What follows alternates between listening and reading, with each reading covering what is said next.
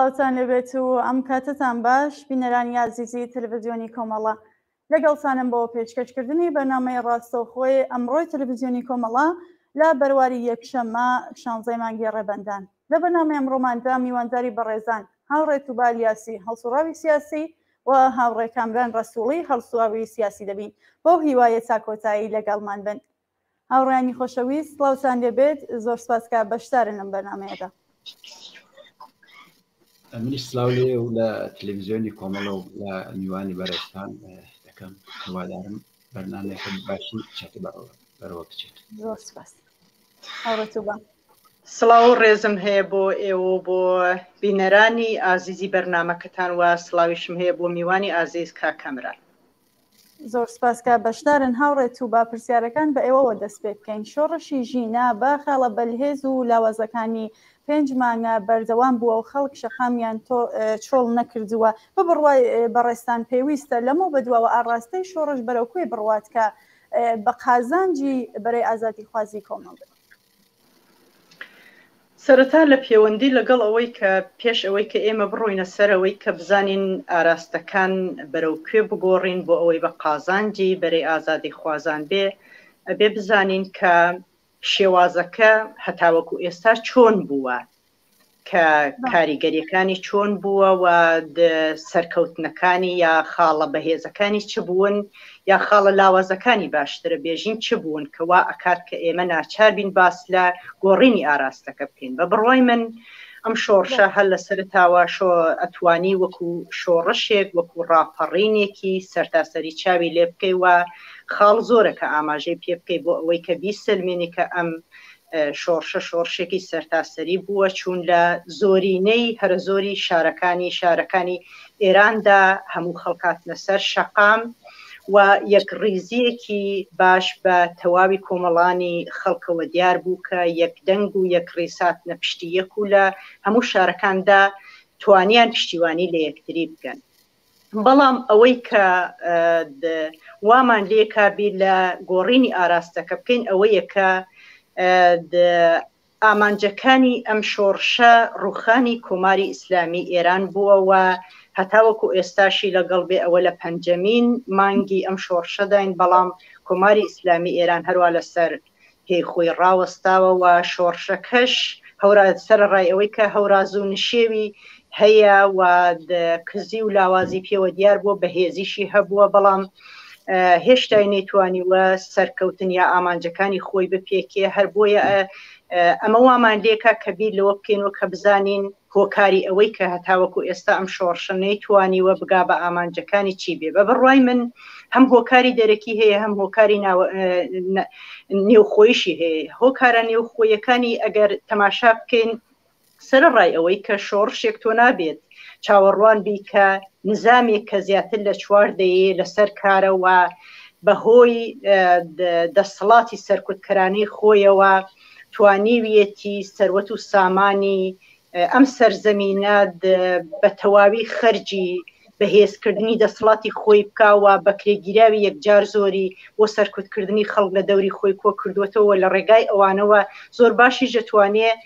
خەڵکی سەر شەقام زوو سەرکوت بکە. بەڵام سەر ڕای هەموو ئەمانەش شۆڕش و لە ناوبردنی حکوومەتێکی بەو شێوەیە ئەبێ چاوەڕوانی ئەوە بکەنم شۆڕشە بێ درێژەی هەبێت و ڕەنگە بە لە ساڵیش تێپەڕ بێ و چەند ساڵێکیش بکێشێ تاوەکو بتوانی بە تەواوی ئەم ڕژیمە بەرەو لاوازی بۆی بیرڕوخێنی. بەڵام سەر ڕای ئەوەش کە بە بڕوای من خاڵی لاوازی هەرە بەرچاوی نێوخۆیی ئەم شۆڕشە ئەگەڕێتەوە بۆ ئەوەی کە شارە کەڵانتەرەکان ئەو شارانەی کە ئەیانتوانی چارەنووساز بن لە ڕوخانی کۆماری ئیسلامی ئێراندا بە تایبەت پایتەخت کە لە تەواوی دنیادا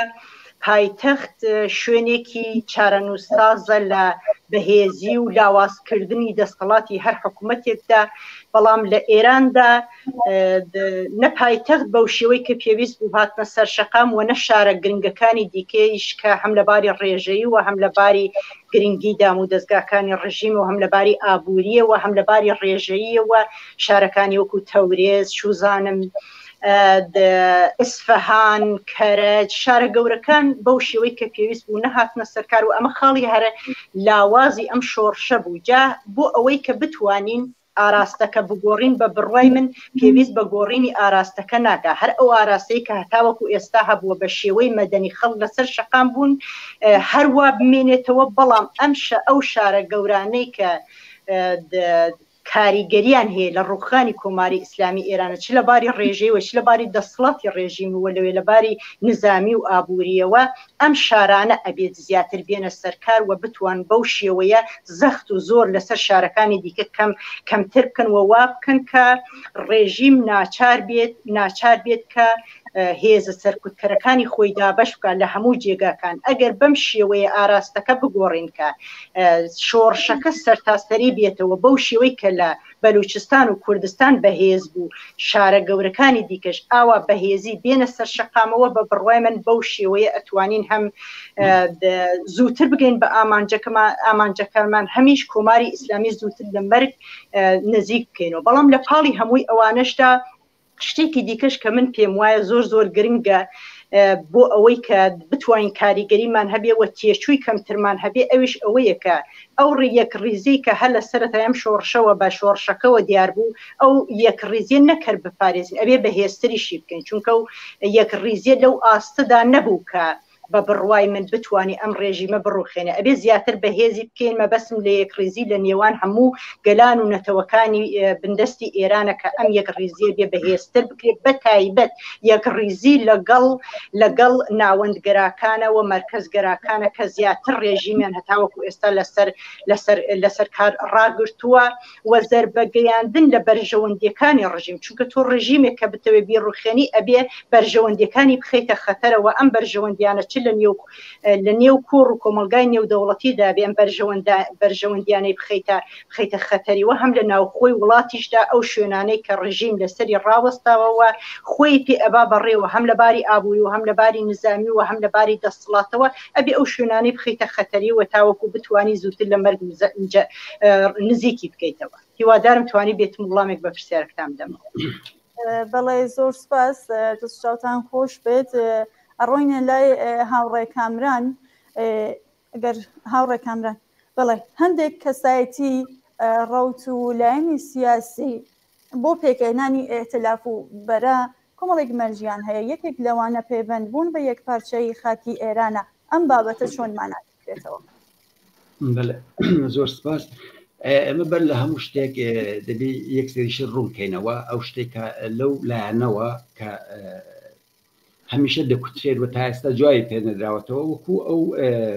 مەفاهیمانەی وەکو مەسەڵەن ئەقەلیەت‌های قومی و ئەمانە دەبی تایبەتی پێ بدرێتەوە بزانین مەبەست لەو شت چیە ئەوەی کە مەسەڵەن تەواویەتی ئەرزی و ئەو شتانە و تا ئێستا بە بڕوای من هیچێک لەو ئۆپۆزیسیۆنانە ئەو مەفاهیمانە ڕوون نەکردوێتەوە کە لە پشت مەسەڵەن ئەو مەسئلەی ئەقەلیەت چ شتێکی لە پشتە ئامە بۆچی باسی ئەو شتە دەکەن و ئەوانە هەمیشە پێیان وایە کە وەختێک باس لە ملت ناکەن بە هیچ جۆر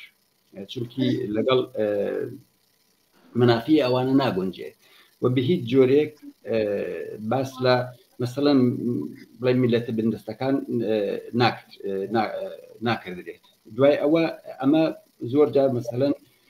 حتا زمانیش دەبێنە ژێر سوالبەری وەکو لەهجەی محەلی وەکو شتی ئاوا دەهێنەجا ئەوە کێشەیەکی گەورە دروستەکە و ئێستاش توریستی کردووە خود دەبینی مەسەڵەن کەیفێکی ڕاستی سەلتەنە تەلەب هەمیشە خەریکی ئەم جۆرە شتانە کە یەکێک لەوانە کە بۆیان مقدسە بۆیان تەقەدوسە تەواویەتی ئەرزیە تەواویەتی ئەرزیش ینی بەڕەسمیەت نەناسینی ئەو ملەتانەیە کە لە ئێران دەژین و چونکی ئێران وڵاتێکی کەسیر الملەیە و ملەتهای دیکە بەس فەرهەنگا و بە زمانهایەکی خۆیان لەو جۆغرافیایەدا دەژین منتابین ئەگە بزانین مەسەن بزانین مەبەستی ئێرانش چێ دەبێ ئەو ئێرانش بەڕاستی تعریف کرێتەوە بزانین ئایا ئێران جۆغرافیایەکی سیاسی معەنە و لەو جۆغرافیا سیاسیە تەنیا بڵێ ملەت یانەتەوەیەک بنەی فارس وجودی هەیە یا نەتەوەکانی دیکە هەیە قەتئەن لە نەزەر شڤینیزمەوە یا ناسیۆنالیزمی عەزەمەت تەلەبی ئێرانەوە ئەو ئێرانە ئاو تعریف دەکرێت کە جغرافیایەکی سیاسیە معەنە و یەک ملەتی تێدا دەژی ئەویش کە ملەتی فارسە و ئەوە کە تەعینی تەکلیف بۆ هەموو ملەتەکانی دیکەکە و هەر بۆ ێژدا تا ئێستا هەر لە زمانی مثلەن قاجارەوە تا بزانین سەبێنە دوای ئینقلابی مەشروطیەت ئەم خەریکی یەکسەری جینۆسایدی فەرهەنگی بوو هیچێک لە زمانەکان گەشیان نەکرد هیچێک لەو زمانانە بەرەسمیان نەناسراون خەڵکەکان بەرەسمیان نەناسراون و بڕوای من ئێمە دەیبین جوابی بەو شتە بدەینەوە ئایا بزانین مەسەلەن شتێکی وەکو ئەقلیەت ئایا ئەقلیەت ئەسڵ وجودی هەیە ئەمە دەبی باس تعریف بکەینە ئەمە شتێک بەنێوی ئەقلیەت نابینین ملەتی کورد لە وڵاتی خۆیدا ئەقلیەت نییە لە جۆغرافیایەکی سیاسی معەنی خۆیدا ئەقلیەت نییە ئەمە بۆچی ئەم شتا دێتە گوارەیە یا مەسەڵەن بڵێن خەڵکی بەلوچ ئایا لە وڵاتی خۆیدا ئەقلیەتە لەو جۆغرافیا سیاسی معەنێکی تێدا دەژی ئەقلیەتە یا واقعاً ئەکسەریەتە جا بۆیە ئەم ئینانە دەبی جوابی تایبەتی بدرێتەوە باس تعریف بکرێنەوە ئەو واژانەیە کە ئێستا دێتە گوارە وەکو ئەقلیەت و وەکو مەسەڵەن ئەقلیەت‌های قۆمی هەتا وەکو زمانهای مەحەلیە زۆر جار دەڵێن لەهجەی مەحەلی ئەمە هەروە لە خۆیەوە نییە کە ئەوە یعنی مەهەندسی کراوە یعنی بیری لەسەر کراوەتەوە بۆیە هەر ئەو لە ئەدەبیاتی ئاوانەوە ئاوا دەکوتێتەوە و هیچێک مەفهومێکی دیکەی کە ئێمە لە ملت لە زمان یا لە سوزام ئەقلیەت دەیکەنەوە نایکەن یعنی ئەوانە هەمیشە لە هینێکی بالادەستەوە دەڕوان کە فقط یەک ملت وجودی هەیە و تەواو یعنی ئەگەر زۆر جاریش بەڵێ مەسەن تەواویەتی ئەرزی بەو نێوەیە بۆ معنایە کە بەڵێ هەمووی قەومەکانی دیکە ملت هەیە لێرەشدا مەسەن دووبارە ملت مەبەستیان چییە کە ئەگەر لە نەزەر دەستور زمانەوە بزانین مەسەڵەن ملەتەکان دەگرێتەوە قەتئەن لە نەزەر ئەوانەوە ئەو معنایە نییە بەدەڵێن یەک وەختێک دەڵێن ملت یەک دانە ملەتە ئەوێش کە معلومە کە چییە بەڵێ زۆر سپاس هاوڕێت و باگەردەنگمانە بیستن دەنگتان دێت خات و چاوان فەرموون بەڵێ هاوڕێت و بابینەوە لای ئێوە لەگەڵ پەرەسەندنی شۆڕشی ژن ژیان ئازادی گروپە جۆرا و جۆرە سیاسیەکان زیاتر لە دەرەوەی وڵات خەریکی وێناکردنی خۆیانن خەریکی بەدیلسازی مەبەستم سەڵتەنەت خوازەکانە بەڕێکخستنی کارزاری من و کاڵە دەدەم و بە پەرچەمی شیرۆخۆر باوا بڵێن خەریکی بەدیلسازین و خەریکی بەلا ڕێدابردنی شۆڕشن لایەوە بژنەفین زیاتر لەبارەی ئەم بابەتەوە ئەمن ناچارم بۆ ئەوەی کە وڵامێک بە پرسیارەکەتان بدەمەوە ناچارم تۆزێک بگەڕێمەوە بۆ مێژوو بۆ دواوە لەسەر هەم ڕێژیمی پاشایەتی ئەم سەڵتەنەت خوازەکان کە ئێمە ناکرێکە ئێستا ئەو کارزای وەکالەت میدەهەم ڕەت بکەینەوە یا قبوڵی بکەین بێ ئەوەی کە بزانین مێژووی ئەمانە لەکوێوە سەری هەڵداوەوە مێژوەکەیان خاوەنی چ تایبەتمەندیەکە من ناچارم بگەڕێمەوە بۆ پێش هاتنە سەرکاری کۆماری ئیسلامی ئێرانیش ئێمە نزیک بە 50 ساڵ دەسەڵاتدارەتی سەڵتەنەتەکان و پاشایەتیمان هەیە لە ئێرانە و ئەمانە لە سەردەمی دەسەڵاتدارەتی خۆیانە باوکی ڕەزا پەهلەوی و باواشی کە دەسەڵاتیان کردووە مێژوویەکی پڕ لە ستەمکاریان هەیە و مێژووی ئەمانە نابێ لە بیر بکرێ و ئێستاش هەڵبژاردننی ڕەزا پەهلەوی هەر ئەگەڕێتەوە بۆ سەر ئەوەی کە ئەبێ چاوێک لە مێژووی باوک و باوای بکەیت باپیری بکەیت بزانی چیان کردووە لەسەر لە ئێرانەوە مێژوەکەیان چەندە توانیویانە حقوق یاوەکو مافی گەلانی ئێران بپارێزن ئەمانە لەو سەردەمەی کە سەڵتەنەتە بۆ پاشایەتی هەبووە زوڵم و ستەم نەبوو لە ملەتەکانی ئێران نەیکەن و قەتڵ و ئامێکی یەکجار زۆری ئازەریەکان کوردەکان و حتا نمونەی هەر بەرچاومان ئەوەیە کە لە سێدارەدانی پێشەوامان هەیە و کوشتنی سمکۆمان هەیە و سەرکوتی ئازادی خوازانمان هەیە و ئەعدام زیندانیکردن هەمووی ئەمانە هەبووە و پاشانیچ مێژووی دەسەڵاتدارەتی و ستەمکاری ڕێژیمی پاشایەتی وای کرد کە گەلانی ئێران شۆڕشێک بکەن و ئەم نظامە بڕوخێنن. جا ئەمە دەستکەوتەکانی شۆڕشەکە دزراوە بەلاڕێدا براوە ڕێژیمێک هاتە سەرکارەوە کە لە ڕێژیمی پاشایەتی خراپتر بوو. ئەمە شتێکی دیکەیە، ئەمە توانین بەحسی دیکەی لەسەر بکەین. بەڵام خودی ڕێژیمی پاشایەتیش ڕێژیمێکی ستەمکار بوو و ڕێژیمێک بوو کە مافی هەموو گەلانی ئێرانی پێشێلە کرد و خودی ئیدۆلۆژی و بیرۆکەی نظامی پاشایەتی و سەڵتەنەتی لەلایەکەوە لەسەر یەک زمانی یەک ملەتی و یەک پارچەیی ئێران دامەزراوە کە ئەمەش دژایەتی هەیە لەگەڵ ماف و مافەکانی هەموو گەلانی ئێران و بە تایبەتی نەتەوە بندەستەکانی ئێران و لە پاڵی ئەوەشدا ئەبینین کە خودی ئەم شۆڕشە کە شۆڕشی داوای لێبوردنەکەم کە شۆڕشی ژنجیان ئازادیە خودی وەکالەت میدەهەم و نظامی پاشایەتی ئەگەر ڕۆژێک بێتەوە سەرکار دژایەتی لەگەڵ خودی ئەم شۆڕشەدا هەیە، چونکە ئەم شۆڕشە شۆڕشێکی ژنانەیە و شۆڕشێکە کە ئەیەوێ بە تەواوی نظامێک کە دژایەتی لەگەڵ بیر و بۆچوونی نظامێک کە چەوسانەوەی ژنی تێدا هەیە ئەم نظامە لەناو بووە. بەڵام خودی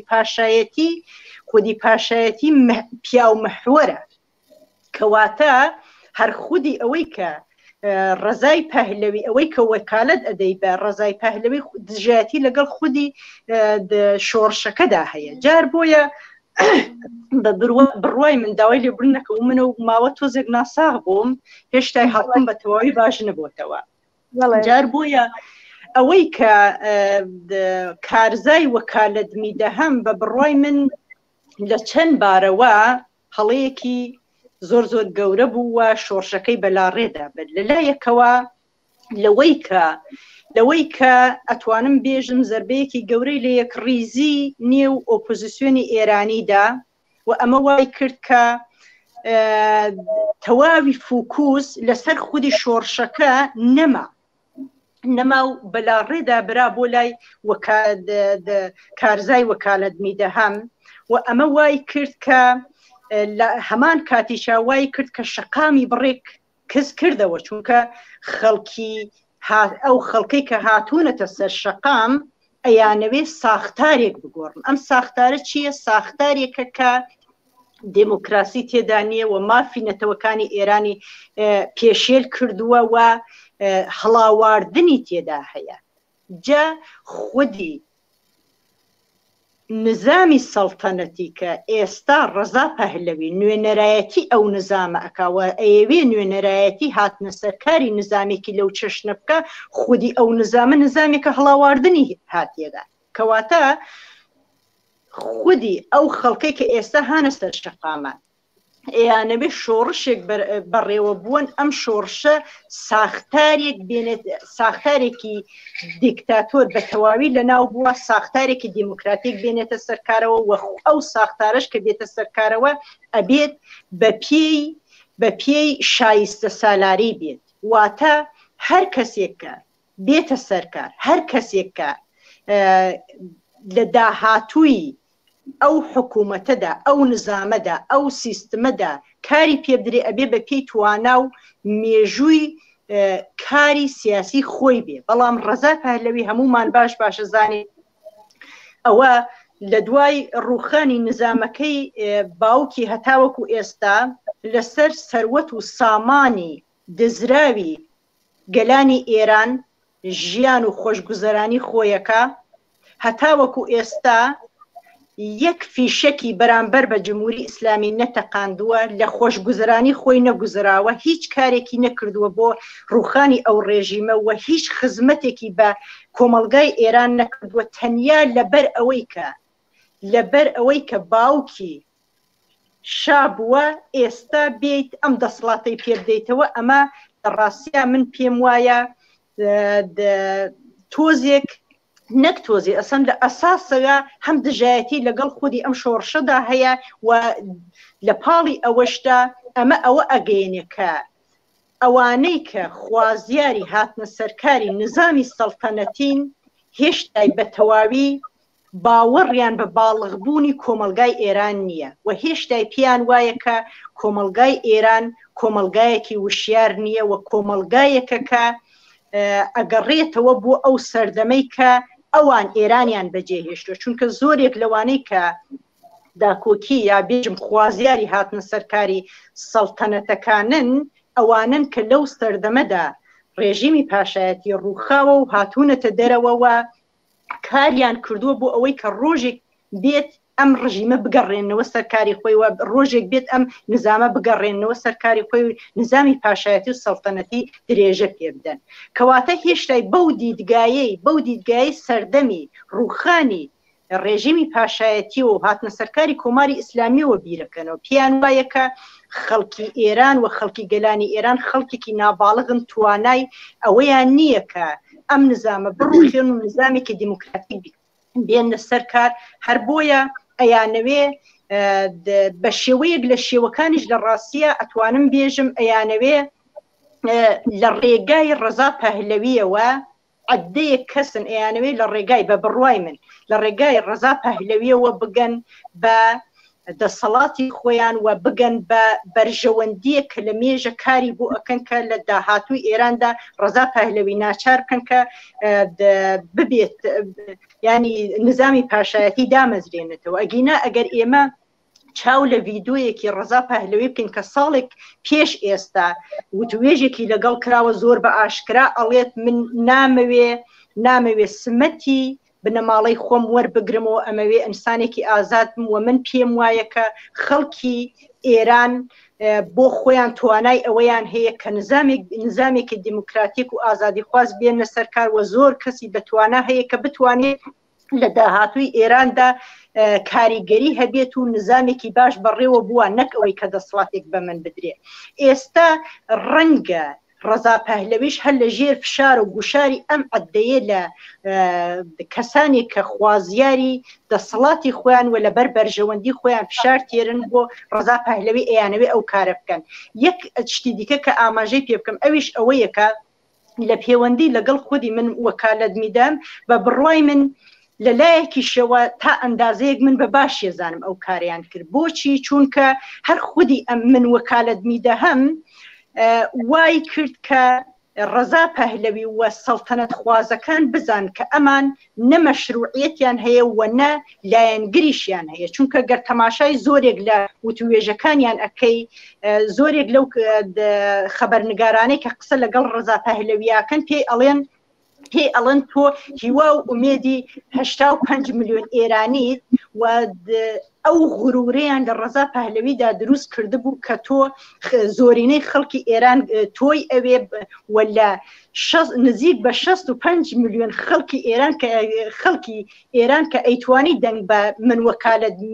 میدەهەم بدات تەنیا نزیک بە 400,000 دەنگی پێدرا ئەمە نیشان ئەدا کە خەڵک ئەم ڕێژیمە یا بڵێم نظامی پاشایەتی بە تەواوی ڕەدەکاتەوە ئەمە لەلایەکەوە بە بڕوای من کارێکی باشیش بوو کە ئێمە بۆمان دەرکەوتووە سەڵتەنەت خوازەکانیش بۆیان سەرمێنرا کە گەلانی ئێران و خەڵکی ئێران ئەم نظامەی ناوێت چونکە ئەمە نظامێکە تاقیکاری خۆیداوە ئەمتحانی خۆیداوە لە ئەمتحان دەرنەچووە و خەڵکی بۆ خۆیان ئەم نظامیان ڕووخاندووە جارێکی تر ناهێننەوە سەرکار. بەڵێ دەستان خۆش دواتر زیاتر لەبارەی ئەمە بەحسەکەین با بڕینەوە لە هاوڕێکامران ببورن مەختەلیش بوون هاوڕێکامران ئێمە وەکو کۆمەڵاوە بەشێک لە ڕێبەری بژووسنەوەی کوردستان پێمان وایە کە دەسەڵاتی دوای کۆماری ئیسلامی ئەبێجان بە مافی چارەنووسا بنێت بۆ هەموو نەتەوەکانی دانیشتووی نەتەوەیەکانی دانیشتووی ئێران مەرجی دانانی تەمامیەتی ئەرزی پێشێلی ئەم مافەیە ئەم بابەتە ڕای بەڕێ لەم بارەوە قەتەنەوە شتێکی دروستە دەوێت بەر لە هەموو شتێکە مافی دیاریکردنی چارەی خۆنووسین بەڕسمیت بناسرێت بەڵام ئایا بزانین ئەمە لە ماهیەتی ئەو ڕژیمەدا یا ڕژیمێک کە دوای ئەوە دێتە سەرکار ئەوەی کە بەڕێز تو با باسی ئەوەی کرم با بگەڕێمەوە هێندێک سەر ئەو شتی ئەوانە چاولەکە ئەگەر هەر لە دوای قیامدا کە بەرەو ئەو لاوە ئەوانە زۆر کاریان کرد زۆر جار مەسەڵەن بە هینی ئەدەبیات بە فیلم مانێکا وەختە وەکو سەرزەبینی پارس ڤیدیۆوانە ویستیان هێندێک شتی نۆستالژیک زیندوو کەنەوە لە نێو خەڵکی ئێراندا بە تایبەتی و ئەوە بوو خۆ ڕۆژنامەیان هەبوو کۆمەڵێک لە سەرمایه‌داری زۆر گەورە کە هاتنە دەرێ کۆمەڵێکیش کە ئەوانە شکنجەگەر بووانە کە چوونەوە نێوڕەشی هەر لە ڕێژیمی پێشوودا سمەتێکیان هەبوو خۆ بەو سمەتیان وەرگرتەوە جا ئێستا بەکەم یا زۆر ئەم پرۆسەیە هەر بەردەوام و تا ئەو جگایەک کە بەرحاڵ دەگەیشتە ئەو شوێنانێکی ئێترازات دەستی پێدەکراوە ئەوانە خۆ لە کوردستانیش هەمیشە شۆڕش بەردەوامە چون بەرحاڵ خەڵکی کورد ڕێی نەدا بە جمهوری ئیسلامی دوای ئەوە ئەو کۆمەڵە وەکو چەپ وەکو هێزێکی سەرەکی لە کوردستاندا هەمیشە بەرنامە و پلاتفۆرمی خۆی بوو بۆ تاو جگایە کە من لەبیرمە بۆ وەختە بۆ جوابدانەوە بە مەسایلی ئەو سەردەم کۆمەڵە و مەسئلەی میلی سەبارەت بە مەسئلەی میلی نووسرا دوایە مەسئلەی کۆمەڵە و خود مختاری ئەم شتە نووسراوە یعنی جوابێکی داوە بۆ شتەدا ئەڵبەتە ئەو سەردەمیش کە دقیق ئەگە بڵێن مەسەڵەن هاوزەمان بوو لەگەڵ مەسئلەی شورای ملی مقاومەت کە لەلایەن مجاهدین و ئەحزابی دیکەوە هینکراکە جوابێکیش بێ بۆ ئەوانە کە ئەوانەش هەمیشە مەسئلەی تەمامیەتی ئەرزیان لێنابۆڕێ کە بەداخەوە من دەڵێم ئێستاش کە ئێستا ئەو مەسئلەی تەمامیەتی ئەرزی ڕوون نییە یعنی ڕەنگە بۆ ئێمە ڕوون بێ بەڵام بۆ ئەوان هینیە تعریفێکە کە ئەوانی لێ دەکەن لەگەڵ تعریفی ئێمە زۆر زۆر لێک جیاوازە ئەمە دووبارە بین بڵێن ئەمە جوان شیکەینەوە کەم سیاسەتێکە لە پشتی ئەو تەواوێتی ئەرزی چییە ئەم جۆغرافیای سیاسیە کە ئەوان تعریفی دەکەن چییە ئایا مافی میلەتانی دیکەی تێدا قەتعەن تێدا نییە هەرو بەرز تو با باسی مەسئلەی وەکالەت و ئەوانەیە کە خۆ وەکالەتە معلوم بوو کە لەلایەن هێزێکی مەشکوک کە زۆرتریان سەروە جمهوری ئیسلامی بوون هەتا مبتەکری ئەم مەسئلەی وەکالەتە سەروە جمهوری ئیسلامی اطلاعات سپای پاسداران بۆ ئەوی هێنا کە خۆی بوویەندەی تەلەڤیزیۆنی مجری تەلەڤیزیۆنی جمهوری ئیسلامی بوو جا ئەوەیە کە بەداخەوە هێزی چەپ ئێستا لاوازە بریا یەکگرتووتر و باشتر بایەوە وەکو پێشوو پلاتفۆرمێکی معەیەن و مشخصی دیکەی هێنا بەکە وەکو هێزێکی سازماندراو هەر وەکو پێشوو هاتبا مەیدانەوە بەڵام بەداخەوە ئەو لاوازێ لە نێو چەپدا هەیە ئێستا هەر بۆیەشە پەرژوبڵاوی یەکجار زۆرە زۆر نامەفهومە لێرەدا ئەو ئینتزارێتی کە لە چەپ هەیە و ئەو تەبلیغاتی کە عەلەیهی چەپ کراوە چەپ بە بڕوای من نەیتوانیوە جوابی بە ئەدەبیاتێکی باش جوابی ئەو نوع تەبلیغاتە بداتەوە کە عەلەیهی چەپ دەکرێت وەختێک کە تو هێزی چەپ باسی لێ دەکەی ئەوانە دووبارە بە مەسئلەی تەجزیە تەلەبی و نازانم هێندێک شتی دیکە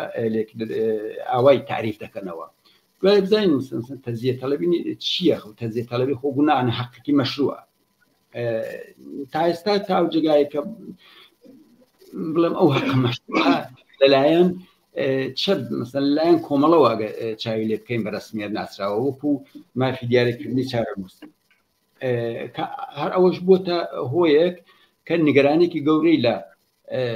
سوزان ئۆپۆزیسیۆن و ناسیۆنالیستمی ئێرانیدا پێکێناوە کە پێیان وایە کە مەسەڵەن وەختێک کە باسی دیارەکردنی چارەنووس دەکەی ئیتر ئەوە تو مەرزەکان جیاکەنەوە تەواو دەڕۆی و دەوڵەتێکی مستەقیل دروست دەکەی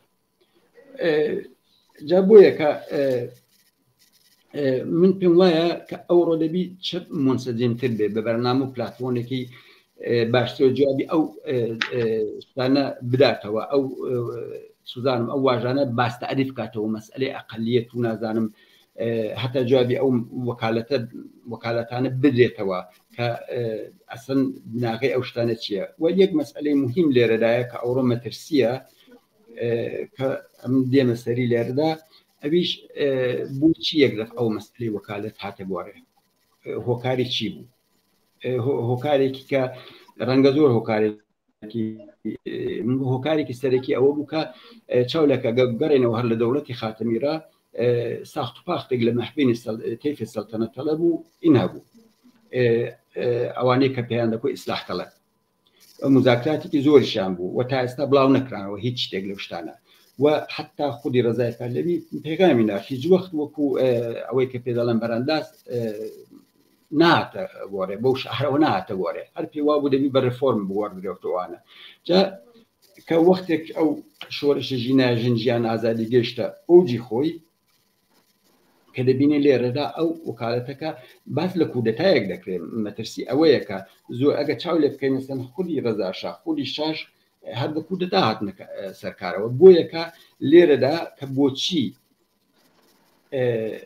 ڕزای پەهلەوی لە ڤیدیۆیەکدا دەڵێ ئێمە نامان هەوێت دەست لە سوپا بدەین یا دەست لە بەسیج بدەین ئەمانە دەبێت جێگای خۆیان بمێنێتەوە یعنی ساخت و پاختێک هەیە بەداخەوە ئەمە زۆر معلوم نییە کە لە پشت ئەو پەردەوە چییە بڵەخەرا ئەو ساخت و پاختە چییە جا بۆیە دەڵێم بە تایبەتچە دەبێت زۆر زۆر وشیارتر لەوانە بێت چون هێزی ڕاست خۆی تار کردووە بەرحاڵ دەوڵەمەند سوزانم شەبەکەی ئیجتماعی یەکجار زۆری هەیە لە تەلەڤیزیۆن و ڕۆژنامە و هەموو شتێک لە سیاسەتمەداری خۆی وەکو هێزێکی تقریباً دەتوانم بڵێم سازماندراو دێتە گۆڕێ لێرەدا ئەم بۆشایە لە نێوچەپدایە کە وەکو هێزێکی سازماندراو نییە و لێرەدایە کە زەرورەتێک دێتە پێش ئەوی زەرورەتی ئیتحادێک کە بەرحاڵ حەدیاقل دەبێت چەپ چ ئەو کەسانێک کە بە سوورەتی منفرد کارەکەن چیە ئەو کەسانی وەکو بەرحاڵ سازمانی ڕێکخراوە خۆیان بە چەپ دەزانن بە چەپی سۆسیالیست دەزانن بەرنامە و پلاتفۆرم خۆیان مشخص بکەن کە بۆیەکە لە مقابل ئەو جبهەدا قسەی هەبێت کە دووبارە ئەم حقوق و ئەو مەسئلەی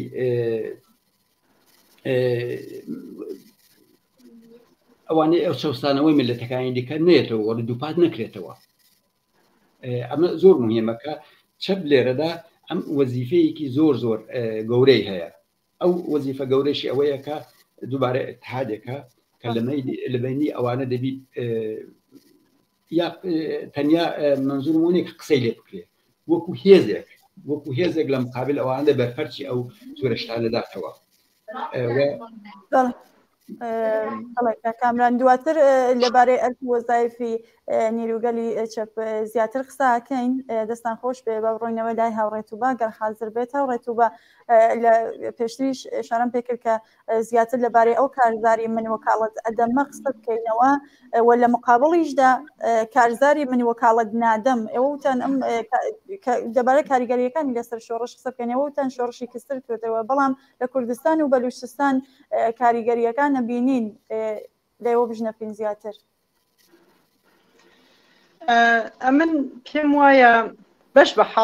بە حاڵی خۆم پێم وایە ئەو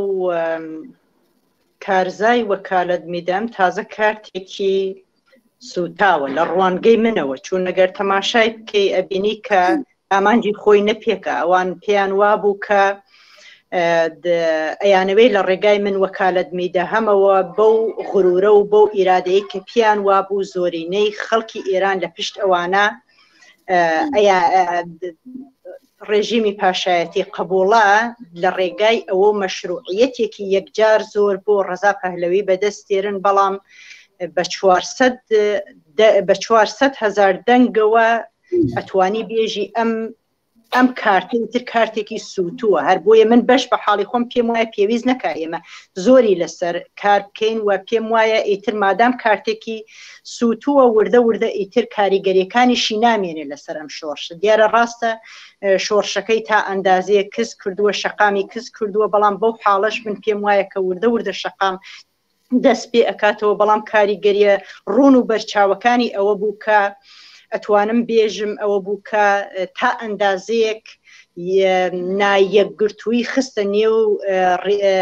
نێو گەلانی ئێرانەوە و نەیهێشت بگەن بە ئەتلافێک و ئەمە وای کردووە ئێستا ئەوانیش بوون بە لایەنێک لە ئۆپۆزیسیۆنی ئێرانی کە کێشە سازن لە بەرامبەری یەکگرتووی یا چون لە ڕێگای ئەوەوە کە ئەوان بمانەوێ و نەمانەوێ سەروەت و سامانێکی یەکجار زۆریان هەیە چەندین تەلەڤیزیۆنیان لە پشتەوە مێدیاش کاریگەری یەکجار زۆری هەیە و لە ڕێگای ئەو هەموو مێدایەوە کە لە پشتیان بوو توانیان کاریگەریان لەسەر ناوخۆی وڵاتیش هەبێ و شەقام کەسب بکەنەوە و وەک وتم من پێم وایە کاریگەریە بەرچاوەکانی زیاتر لەوە ئەبینم کە نایەکگرتوویەکی خستە نێو گەلانی ئێرانەوە نێو ئۆپۆزیسیۆنی ئێرانیەوە کە ئەمە بەرچاوترین یانە گینا بۆ لایەنەکانی دیکە من لە پرسیاری پێشووتر تا وەڵامدایەوە بڵێ مەبەست ئەوە بوو کە لە کوردستان و بەلوچستان بەڕوونی وڵامی ئەو کارزارە دراوەتەوە واسە لە کوبنەوەکانە بینەوە لای هاوڕێ کامران هاوڕێ کامران دیکتاتۆری ڕژیمی پەهلەوی و کۆماری ئیسلامی شتێکی پیاراوە نیە و بۆ هەمووی سەلمێنراوە کوڕی شای پێشوو سەڵتەنەت خوازەکان لەسەر چ بنەمایەک پێیان وایە خەڵکی کوردستان چاپۆشی لەمە ئەکەن و ئەو خوێرنەوە سەر دەسەڵات ئەم پێم وایە ئەمە هەر دەگەرێتەوە سەر مەسئلەی سن ڕەوانشناسی میلەتی فارس یعنی ئەمە هەمیشە خۆیان بە هینێکی بەرتەر ناسیبێنی منزورم نەکەم فارس وەکو بۆچوونێکی فکری ئەوانە هەمیشە پێیان وایە نژادێکی بەرتەرن و بە دلیلی ئەوەی کە لە دوو ڕێژیمی پاشایەتی لە دەورانی ڕزا شاوە تا بڵێن ساڵی 1950 و بەردەوام بوو کە نظامی پاشایەتی و ئەمانە هێندێک کاریان کرد لە سەحی ئێراندا نەتەنیا بەر ئەلەیهی ملەتی کورد بەڵکو ملەتەکانی دیکەشی دەگرێتەوە کە چاولێکە مەسەڵەن لە دەورانی ڕزاشاییدا لەو چەند هەفتەی ئەخیردا هێندێک ئەسناد دەرکەوت حتا مەسەڵەن تو چاولێکە دەڵێ ئەو لە ئستخدامی سوزانم هینی کورد و تورک دەبی خۆداری بکەنە شتانە نابی استخدامی معلمی کورد و تورک بەدەلیەوەی کە لەهجەیان هەیە ئەمانە استخدام بکەن لەزم وەختێکە دێت ینی ئەم وردە ئەدەبیات و هینی خۆی خەریکی یەکسەری سرینەوەی فەرهەنگی و سوزانم هەموو شتێکەوەی کە پێ دەڵێن جونسایدی فەرهەنگی هێندەکە لە نێو ملەتەکانە دەستی پێەکە لە دەورانی ڕەزاشایەوە بۆ وەختێکە دێتە دەورانی شا بە شعاری خوداشامی هەن و ئەو شتانە دەست پێەکە تو چاولێکەگە هەر یعنی لە هەموو بوارێکدا کاریان کرد هەر لە مەهدی کودەکەەوە دەستیان پێکرد حتا دەبیرستان و دانیشگاه ئەوانە دەبا بە سرودی شاهنشاهی بە هەموو ئەو شتانە هەڵسابای مەسەڵەن تا لە سینەمادا ئەگەر کە دەچووی فیلمێکە چاولێک کرد بە سلامی شاهنشاهی دەبا هەڵسابای ئەمانە کارگەریکی و کە پیان وابوو ئەوە ژێنێکی بەرترن یعنی پادشایەتی ئەو دەسەڵاتە ئەو ئستعمارە هینێکی مورسیە ئەم دیکتاتۆریە و ئەوان هیچ وەخت بخۆیان ناڵێن دیکتاتۆر و پێیان وابوو کە یەک ملت هەیە هەر لێرەدا دێ مەسەر قسەکانی پێشوم ئەو ملەتەش فەقەت مشەخەسە بۆ خۆیان جا هێنان ئەو سیاسەتەی کە دیاری دەکەن وەکو تەواویەکی ئەرزی و ئەو شتانە ئەمانە دێن دووبارە خەریکن مافی ملەتەکانی دیکە کە پێشێلیان کرد دووبارە پێشێلی دەکەنەوە و هەر ئەو ڕۆژ ئەمە دەبینی ینی شوێنەواری ئەو هەموو ئەو ئاسەوارە ئەو بەدبەختیە لە بەلوچستانەوە لە کوردستانەوە لە بڵێن هەتا لە خوزستانەوە لە حتا مناتقی تورکمەن سەحراوە ئەیبینین ام روتوا هر بردوام بو وتواوي او يعني بداخوا او وقتش زمان شاج ملتی ایران تایبەت فارس زۆر ئاگاداری ئەو وەزعیەتە نەبووە تا ڕووناکبیری ئێرانیش ئاگاداری وەزعیەتێکی مەسەلەن وەکو بەلوچستان و ئێران نەبوو وەکو کوردستان نەبوو یان نەیدەزانی کە بەرحاڵ لە منطقەی خوزستان چ دەبدرێت تۆ چاولەکە لە زۆربەی شارەکانی کوردستاندا تا لە بەلوچستانیدا بڕۆی چاولەکە مەدرسە نەبوو یعنی دەبیرستان نەبوو یا ئەگە مەسەلەن شارێکی چکۆڵەبار ممکن بوو مەسەلەن تا دەبیرستانێکی لێ بعد چوایە شتەکانی شارە گەورەکانی دیکە یا دیاتەکان هیچ شتێکی لێ نەبوو مەدرسەی لێ نەبوو 75% وەختە لە خەڵکی مثلا ئێراندا بە تایبەت ئاوی لوکیشن نەبوو خۆنەوە ینی هیچ شتی بێهتاشتی نەبوو و مەجموعەیە خەرجێک کە دەکرا لە مەرکەزدا دەکرا ئەو مەرکەزگرایە وجودی بوو و ئێستاش کە هەر ئەم شتە پرە پێ دەدەن منتەها ئێستا بە ڕەنگێکی دیموکراسی خوازانە و باس لە دیموکراسی و حقوقی بەشەر دەکەن و دووبارە مشخص نییە و حقوق بەشەرە منزوریان کامەیە ئایا ملەتەکانی دیکەش دەگرێتەوە ئایا بەراستی ئێران وەکو وڵاتێکی کە سەروی ملت دەناسنیان نا ئەو حقوقەکە بۆ خۆیان دیاری دەکەن ئایا بۆ ملەتەکانی دیکەش بەرەسمیت دەناسن و قەتعەن ئێمە دەبینین کە تا ئێستا وا نەبووە دروست بەرعەکس بووەتەوە ئەو شتادا و دەبینی مەسەلەن هەرەوە مەسئلەی وەکالە دەبینی مەسەلەن هیچ شتێک لە ملەتەکانی دیکەی تێدا نییە نمایەندەی ئەحزابی تێدا نیە خۆ وەکالەت بە چێ دەدەی ئەم وەزعیەتە چۆن دەگوارێت چون ئەوانە بەتایبەت هیچ باوەڕیان بە ئاڵوگۆڕەیەکی بنەڕەتی نییە و ئەترسێن لەو ئاڵوگۆڕە بنەڕەتیە چون وەختێک کە ئاڵوگۆڕێتێکی بنەڕەتی ئیجتماعی یعنی پێش دێت تۆ مەجبوری تەواوی ئەو سیستمە بەرێژێ سوال و لێرەدایە کە ئینسانەکان دەگەن بە مافی خۆیان مەسئلەی حقوقی بەشەرە مەسئلەی خودی فەقر زداییە یعنی تۆ مەسەڵەن مبارزە لەگەڵ فەقیری دەکەی ئایا بزانین ئەمانە باسی ئەو شتانە دەکەن شتێکی نامەعلومە کە باسی دەکەن ئەوانە و ئەو شتێک کە تا ئێستا مەعلومە قودرەتی خۆیان و ئەمالی خۆیان و هەمان ئاش و هەمان کاسە کە دەورانی مەسەڵەن پادشایەکی چۆن بۆ ئێستا شەرعەوە هەر بەو ئەدەبیاتە و بەو سیستمە و ڕەنگە هێندێک مەسەڵەن ئاڵوگۆڕی پێبێت لە ژێر دوای مەسەڵەن دیموکراسی و ئەوانە کە بڵێن باشە مەسەڵەن قەیناکە کوردیش بە زمانی خۆی بخوێنێ یا تورکیش بە زمانی خۆی بخوێنێ ئەوانە بەڵام حقیقەتەن مەسەڵەن زۆر جار دەبینی قسەی ڕزا پەهلەوی دەبینی بەرعەکسیەوەی لێدەردێت شاولەکەی تا 2 ساڵ لەمەوبەر دیکۆ من نازانم مەسئلەی عینە قسەکەی زمانی مادەری چ سیغەیەکە من حاڵی نیم لەوە ئەمە مەسەڵەن ئێمەی کە دەبێ حاڵیکەین کە زمانی مادەری چەندە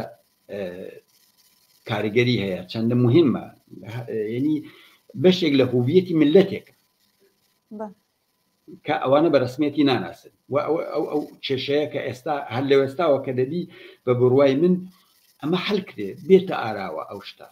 بۆیە کە مەسەڵەن کە تۆ دەبینی ئێستا ئینتزارێکە لە بەرەی چەک کە دێت بڵێ بەوش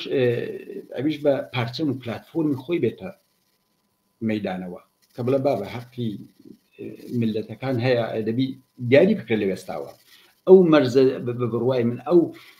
جغرافیای سیاسی ملەتەکانیش دەبی دیاری بکرێت دەنا ئەگەڕەوە نەکرێت کێشەیەکی زۆر گەورە دروستە بێت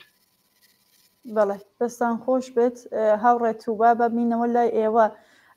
سیاسەتی بەرخۆردکردنی وڵاتانی ئۆروپی بۆ پشتیوانی لە خەڵکی ئێران و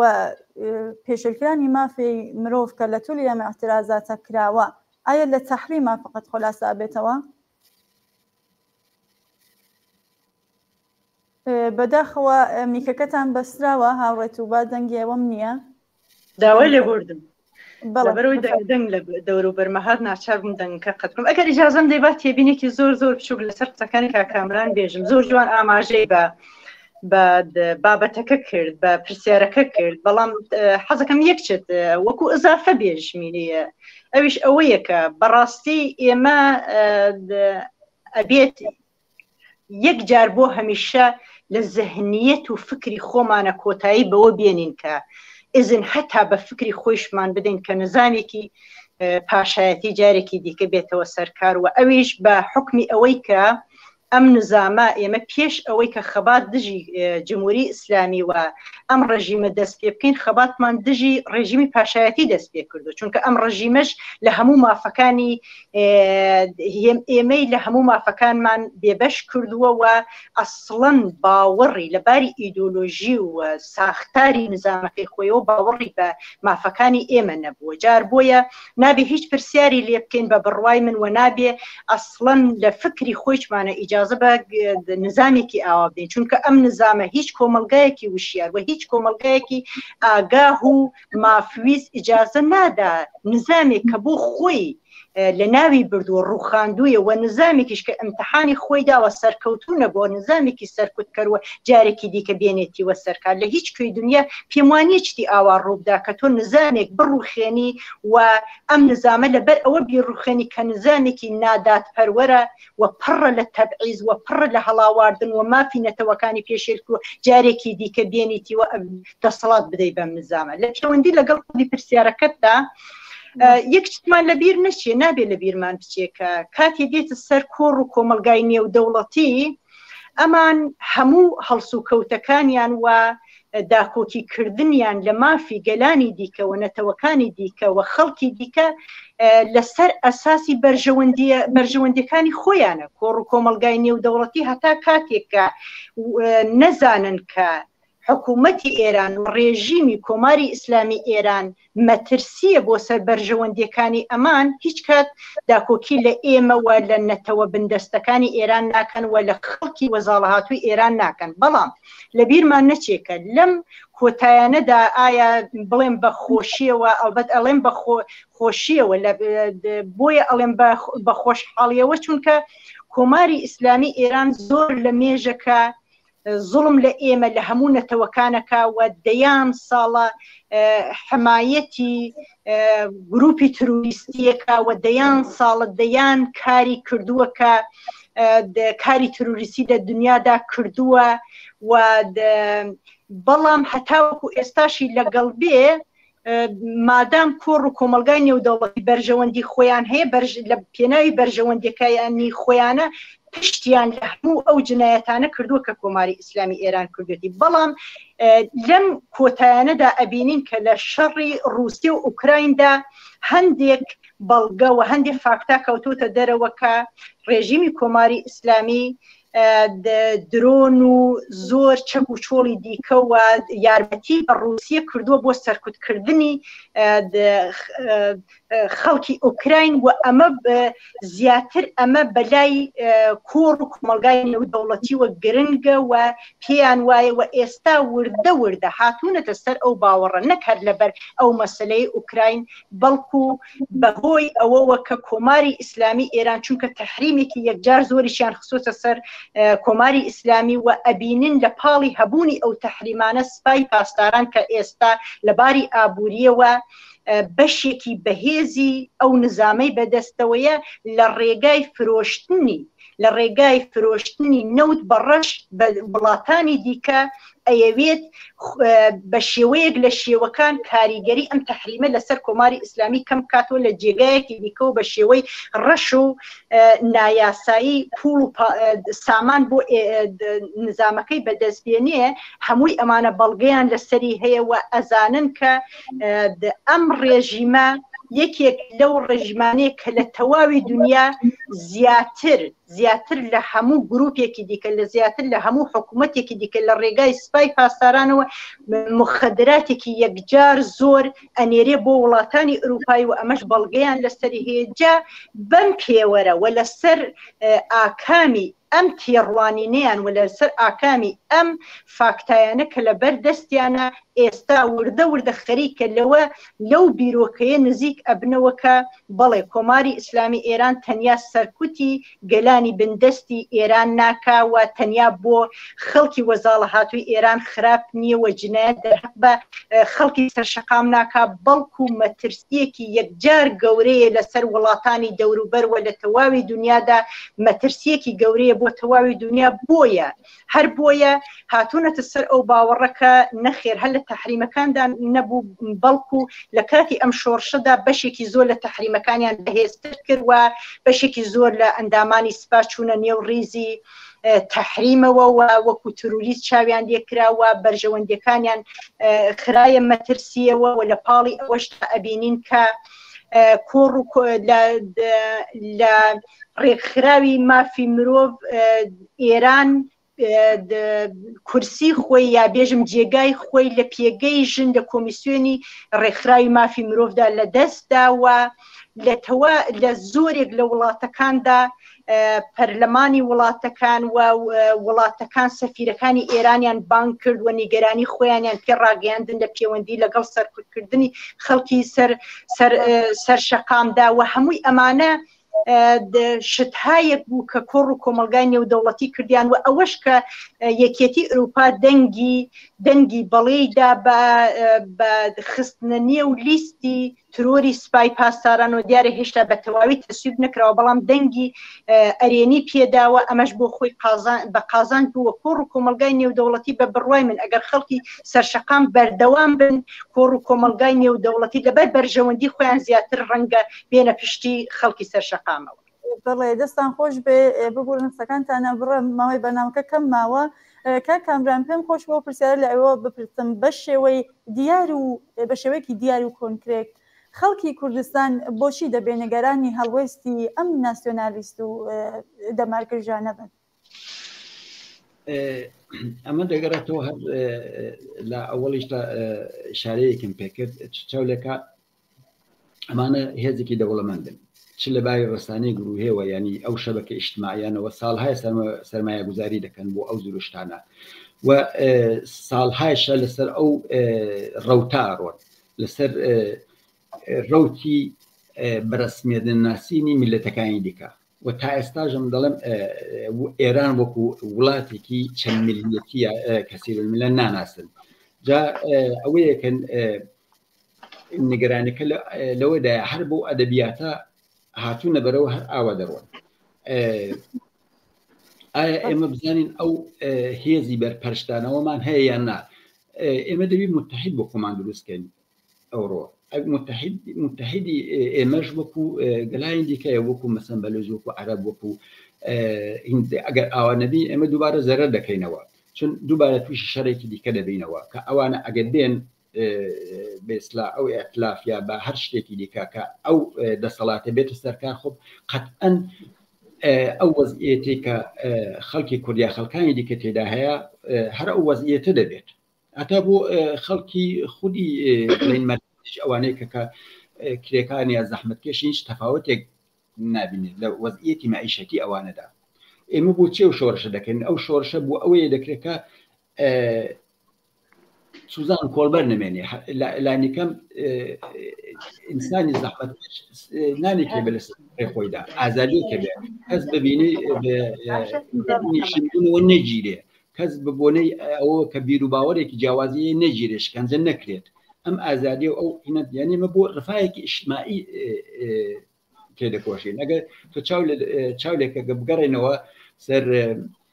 ساڵەکانی 65 ئەوانە کۆمەڵە سەردەمی خۆی شتێکی نووسی بنەی مافەسەرەتایەکانی خەڵکی زەحمەتکێش لە کوردستاندا ئەمە بۆ یەکە ئەو مافەسەرەتانە بپارێزین کە ئەو خەڵکە لەو حەقوقە بەشدار بن ینی ئەو شۆڕشە بە فیرۆ نەچێت چاولێک هەر ئێستا نمونەیەک باز دەکەم کابرایەک بنێوی ئەمیری تایری کە ڕۆژنامەنگارێکە خۆی بە ڕووناکبیر ئێران دەزانێت دەڵێ ژن ژیان ئازادی ئەمە لە دەورانی حەزب ڕستاخیزەوە وجودی بوو ئەوە شتێکی تازە نییە خەریکنەوە مسادرە دەکەن یعنی تو چاولێکە حتا شعارەکان بە کوردی نادرێ مەسەن ژن ژیان ئازادی خۆ لە کوردستانەوە دەست پێ کردووە ئێستا خەریکن ئەوە بە نەفعی خۆیان مسادرە دەکەن خۆ باشە خۆ ئەگەوە ئەو ژنایی دیکە ئازاد و زۆر باشترە من تا لانیکەم ئەمە مسادرە مەکە ئەمە درۆی مەکە لەگەڵ خەڵک لە حەزبی ڕستاقی ماهیەتی ئەوە نەبوو کە مافی ژنان بەرەسمیت بناسێت منزورم وەیە کە لێرەدایە کە ئێمە ساڵهایە بۆ هێندێکشت مبارزەمان کردو بۆ شتەکە بۆ ئەو مبارزەمان دووبارە بە فیرۆ نەچێت هەزاران ئینسانمان بە حەجیانی لە دەستاوە لەو ڕێگایەدا کە لانی کەم ژیان و مائیشەتی کورد بگۆڕدرێ خەڵکانی دیکەش کە بگا لانی کەم بۆ ئامانجەی کە هەوڵی بۆ داوە بەڵێ کا کامەرانە هەر لێرەشدا بەحسی ئەوەیش بکەین کە ئەرکی ئەحزاب لاین و کەسانی ئازادی خواز و چەپ دەبێت چی بێت کە ئەم شۆڕشە بەو ئاراستەیە نەڕوات بە بڕوای من ئەوان دەبێ بە ئەدەبیات و پلاتفۆرم خۆیان بێنە سەر قامەوە چ لە ئێرانەوە لە داخلەوە چ لە دەرەوەی وڵاتەوە چاولێکە ئەوانە خۆیان تیار کردووە بە پەرچەمی شێر و خورشید و بە شوعاری خۆیان و بە هێندێکش خەریکن زۆر شت دەگۆڕن باشە یعنی زۆر شت سوزانەوەی کە پێ دەڵێن چاوەشەکاری دەکەن تۆ